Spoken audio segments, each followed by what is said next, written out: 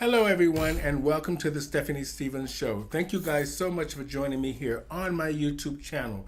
Today, I have an incredible lady that I actually met in the beauty supply store. Her name is Marilyn Wilson. She's over 70, and she's gonna talk to aging women about sex, men, and the joys of living with cats.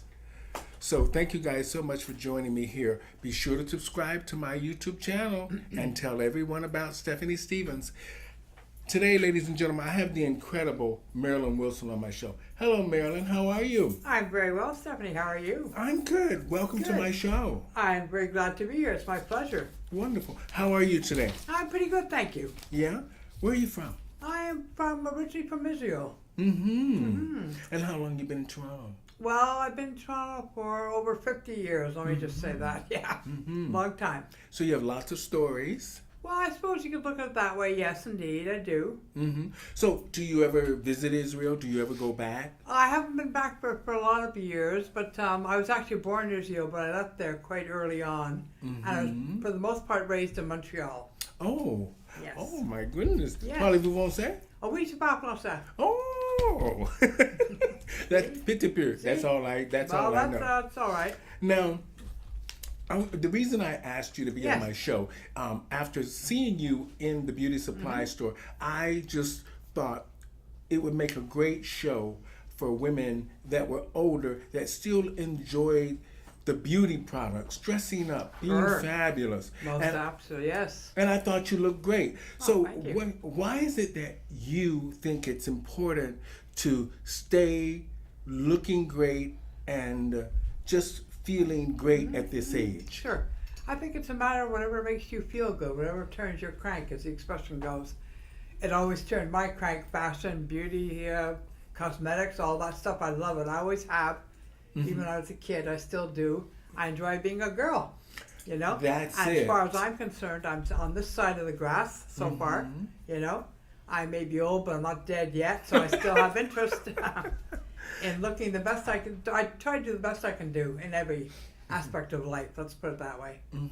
Now, and fashion is a big part of it. I'm sorry to cut you off. No. When you go into a beauty supply store and you see all the wigs, like sometimes when I go in, I'm overwhelmed. I don't know which wig to choose. How do you decide what you're feeling?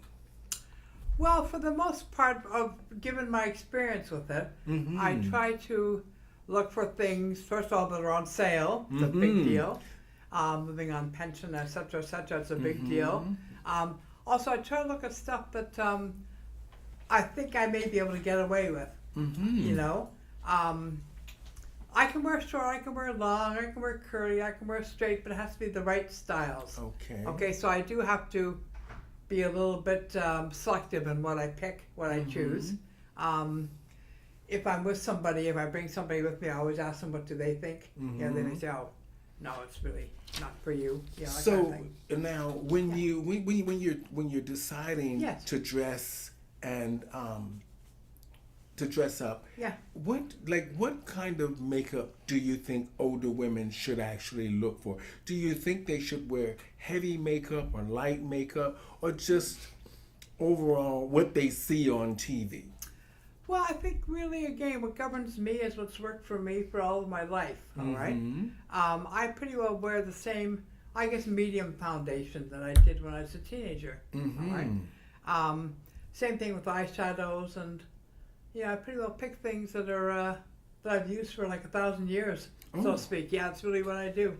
So, it's funny, when I go into the beauty supply stores or any store that sells fabulous things that to make you feel more like a woman or just make you feel pretty, I'm always amazed at how there's so many products that are marketed towards us to make us look good and make it so hard to choose. But I like the fact that there is a place that we can go and get things that make us feel special, no matter what age we are, because makeup is ageless. Pardon me, I agree with you, Stephanie. And again, that's what I basically try to govern myself with, is what I feel comfortable in choosing for myself. I try to trendy. Well, not so much trendy, really. From the old school, what has always worked for me, I tend to go for. Okay. Yeah. So you get your nails done too? Yes, that I do. Yes, I do. I usually indeed. wear my nails, but not Yeah, today. yeah, that thought- I do. Oh wow, they're Yeah. great. Thank you. And what color is that? Well, that's basically an Easter purple. Various shades Easter of purple. purples, yes. Yeah, because we're almost close to Easter now. We are that indeed. looks good. We are indeed. Now, as I can see, you like lots of jewelry. I do. That I makes you do. feel like a woman. Yeah, yeah. Beautiful scarf. Thank you. So now, are you married? No, I'm not. No, not the stage of the game. No. Were you married? I was when I was very young, yes. And how was that? That was basically for the most part okay. Mm-hmm. I mean, when you're like 18 or 19, what are you looking for? You're looking for a guy who's good looking, who has a car, who's good in bed. Good in bed. That's If you meet number- that criteria, that's okay. Oh. God forbid we should look at people who may have had money or a job. I mean, that was, Oh. all secondary too. That Sex. was, yeah. Sex. Now, is it a certain kind of man that you look for when back in the days when you were looking for just maybe to just hook up or just to sort of, be with a man, just to be interested? What kind of man did you like? Well, again, I probably wasn't as selective as I should have been. Mm-hmm. Obviously, a man who was tall, because I'm fairly tall. Tall, good looking. Yes, good looking, of course. Mm-hmm. I tended to gravitate towards more men who are darker, meaning darker hair, even darker skin. That was fine too. Blonde wasn't really my thing when I was young. Okay. So Still isn't. are young men attracted to you? Or do young men try to hit on you to this day? Much to my surprise or horror, depends on which way you want to look at it. Yes, they do. Yeah, no, really, it knocks me out. They actually stop me in the middle of the street and say, "Can I say something to you?" Oh boy. Okay, I don't know what you're gonna say. Now, I mean, seriously, Yeah, how would seriously. you? I'm being serious. Oh, Yeah. serious? Oh, Oh, my it's God. not bad. I'm being dead serious. Yes. So they don't want to ask you out. They just want sex. I hope not. I've got the foggiest notion what they want. They just Mm. say, "Can I say something to you?" And I'll say, "Okay." They'll say, "You have nice skin, nice hair." I say, "Thank you very much." And I usually try to get going before much else happens. Now, when did you start wearing makeup? When? Oh, I believe, Stephanie, I must have been about 12 years old, Mm-hmm. as far as my memory banks go. So you used to play in your mother's makeup, or you had your own makeup? Both, I think. Mm-hmm. Both, yeah. So Yeah. now, when have you always worn wigs? Have you always worn wigs? No, I haven't. I think the first facsimile to a wig I ever wore was in my early 20s. I had a thing called a fall, which was a part wig, which you had some of your own bangs showing, and just sort of sat here on the head, and then came down as a fall. Hence the name, yeah.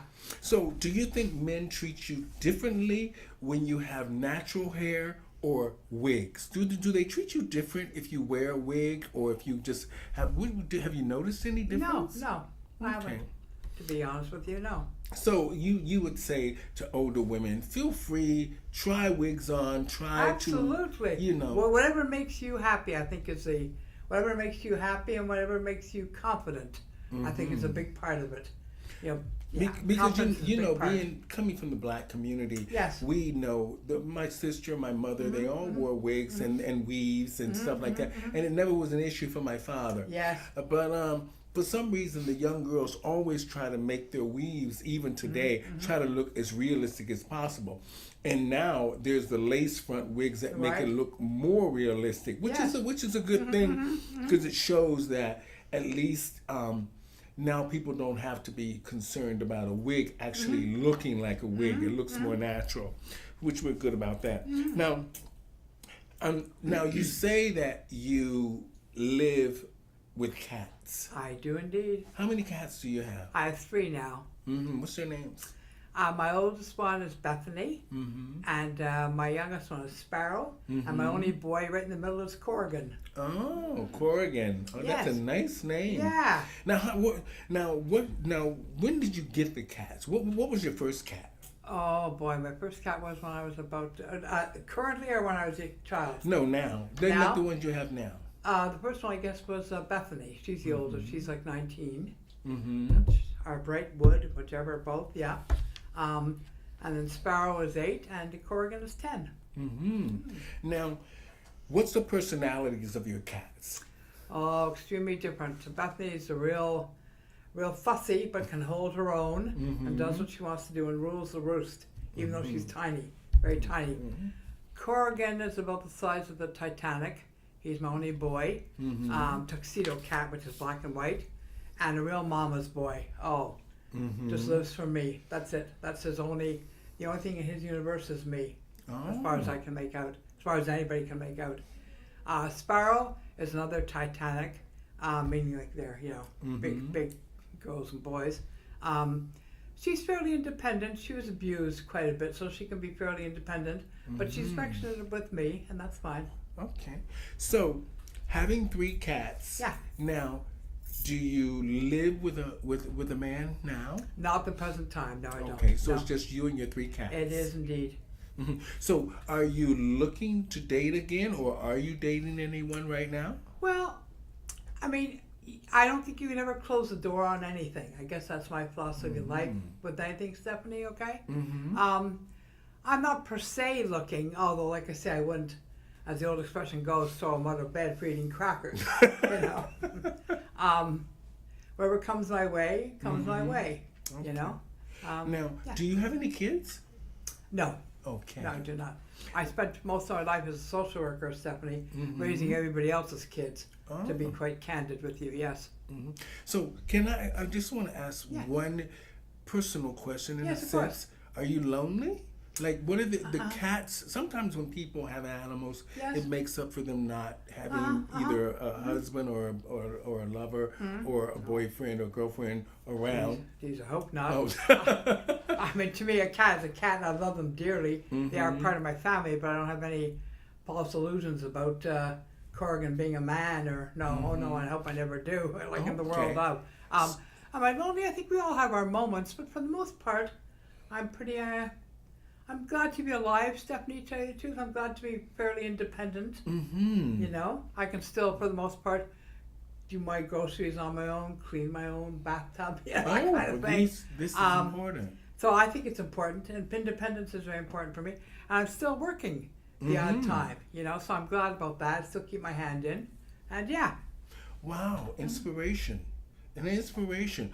Over 70 and still working. Yes. And you're working on your terms. On my terms, on a job that I love and that I've always loved. Wonderful. Yeah, that I've always loved. Helping people is really, a lot of people don't understand that when some people are just good-hearted and they don't mind helping people because it's just their nature. Yes. And just listening to you, I can tell that it's honesty and truth. So I'm sure the impact that you've had on a lot of your clients or lives have been positive. I hope so. That's the feedback I get when I used to run little group homes for little runaway teenagers, etc., or legitimately teenagers on the street, whichever way you want to look at it. A lot of times, if we had to discharge somebody at 3 a.m, they'd say, "Well, we understand why you're doing it, miss. We know you still care." So yes, I have to ask you to leave because you're carrying a gun. So of course you must go. I got 17 other kids here, so you must go, and they were fine with that. So I think I'm just picking up on what you're saying about the trust, and that was always there. Yes. Yeah. Well, that's a good thing that I think it is. That you have a positive outlook, because sometimes people can be, concerning in a sense. I mean, in the business, in the social work business, you find a lot of kids that are lost or people that are lost of course. in the system, and it's great to see people like yourself that take a real interest in your job and you care about what you do. I do certainly care, but we're all human beings, Stephanie. We're all human beings. To me, that's the bottom line. We're all human beings. And sometimes a client will say, "Why do you call me sir?" I said, "Because you're a man. You're a male, and you're, as far as I know, okay, and you're a human being, right?" And they look at me and say, "Yeah." Respect. You don't have to be over 85 for me to call you sir, Can another question I'd like to ask you, do you miss the company of a man or having a husband? Do you miss that? Not terribly in that sense. No, I don't. Because I still have exposure to men in my life. Okay, perhaps that's part of it. Okay, I don't know. Now, Yeah. you know, because a lot of women today, whether they're single or they're widowed, they have talked to me in the past about the fact that they miss the company of men, but Pardon me. they're weary of the way men are today, because either the men that are interested in their either after their money, or just not good for them.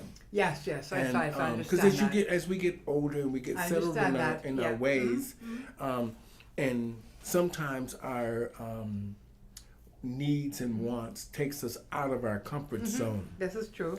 Now, what's your advice to women that are comfortable with themselves, meaning their job, the way they are at home, but yet still open to a relationship? As my dear father used to say, if it ain't broke, don't fix it. Which is true. Yes, if it works for you, if you're happy in it, you don't have to meet anybody else's expectations or aspire to anything other than what your own aspirations are. That's why I've always looked at life. I was taught that by my parents, who were wonderful people. So, what do you think make men and women, when there's all of a sudden, you know, a lot of times men and women they say they're in a happy relationship, and then all of a sudden, what do you think make men and women fall out of love? What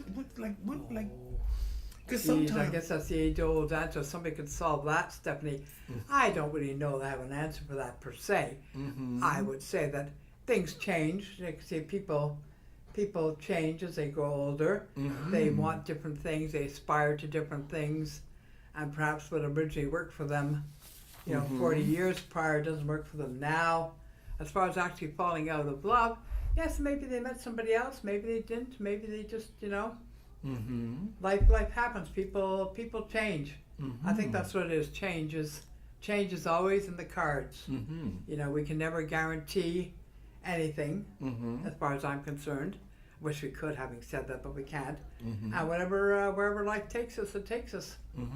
So, let's say, do you have any brothers and sisters? No, I don't. Not that I'm aware of. Oh, I say not that I'm aware of because I was adopted. oh, okay. I was adopted, so not that I'm aware of. Oh, No. okay. Now, just a few more questions Yeah, of course. for That's you. fine. That's fine.